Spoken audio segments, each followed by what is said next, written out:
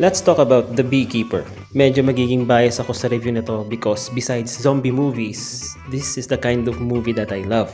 Leon the Professional, Boondock Saints, John Wick, Mission Impossible, The Bourne Identity, Equalizer, and lahat ng kapareho nila.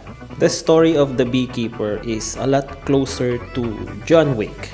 Revenge movie siya.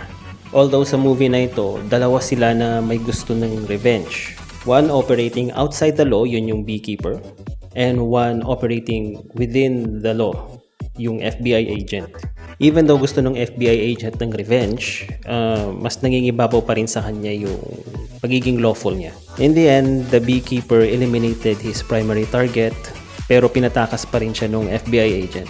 And the beekeeper's primary target happens to be the son of the President of the United States. Shot in the head he was. Overall, the movie was good. Sabi ko nga, biased ako sa ganitong klase ng pelikula.